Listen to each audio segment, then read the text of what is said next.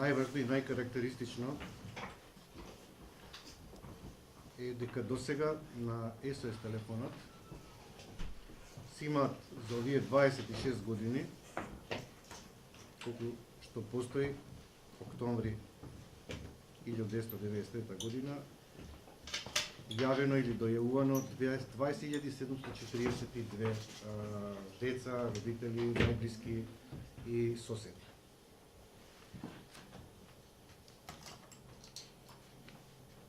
Иако бројот на дојави минатата година е многу мал, 107, или комуникации остварени со дојавувачите 130 пати, она што загрижува дека од 2013 година, кога за прв пат ни се јавува проблемот детска сиромаштија, до 2019 година тој е меѓу првите 3 рангирани како најкарактеристични дојави, ситуации и проблеми со кои се соочуваат децата во Република Македонија. За жал мора да констатираме дека од вкупните регистрирани дојави во изминатата 2018 година, над 30% од дојавувачите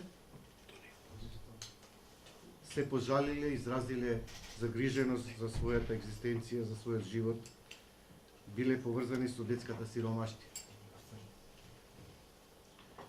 Детската сиромаштија која директно ги погодува најранливите децата, кои се исклучени од образование, чиј труд се злоупотребува,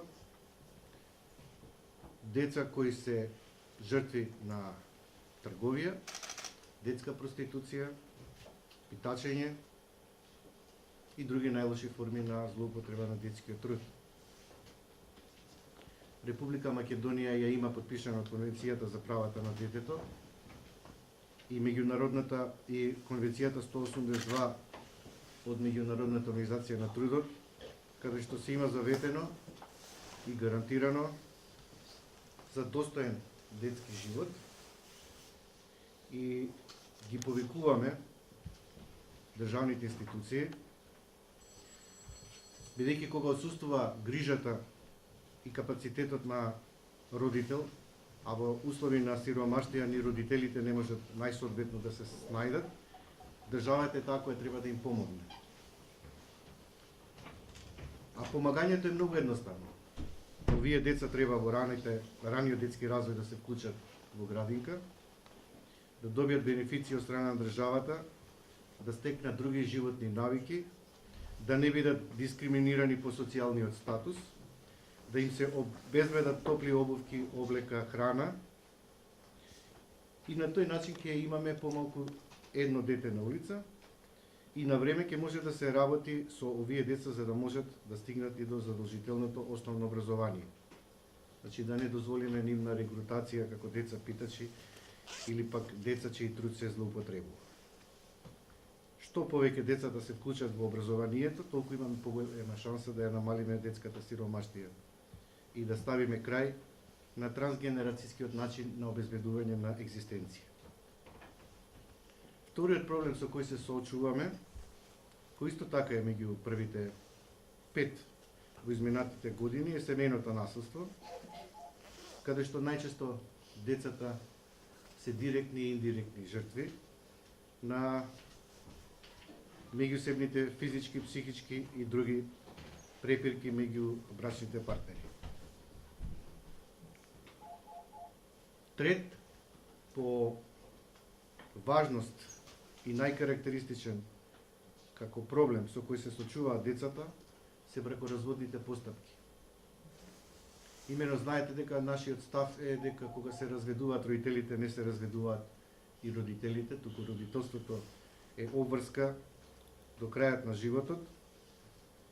Ние ја поддржуваме иницијативата за заедничко и одговорно родителство и по развод и благодариме што и претениците и собранието ни дада поддршка за оваа иницијатива и се надеваме дека ќе има измени во Законот за семејство, каде што стартните позиции на двата родители ќе бидат еднакви и ќе можат квалитетно да остваруваат еднакво родителство и по развод. И последната најкарактеристична појава, за жал Имавме неколку случаеви на меѓуврснички тепачки и насилство во основните и средни училишта, и меѓуврсничкото насилство, така наречен булинг, каде што опфаќа и психичко насилство, каде што опфаќа и физичко насилство, но каде што опфаќа и сајбер насилство. Меѓуврсничкото насилство е многу важно да го препознаат и родителите, и наставниците, и децата. Тоа не значи секогаш дека се карактеризира со физичко насилство, туку некогаш можат зборовите кои ги упатуваат децата меѓусебно да повредат многу повеќе отколку самата физичка пресметка. Тоа е генерално 5 најважни карактеристични податоци на појави на нашиот SOS телефон за деца и млади за изминатата година. Благодарам.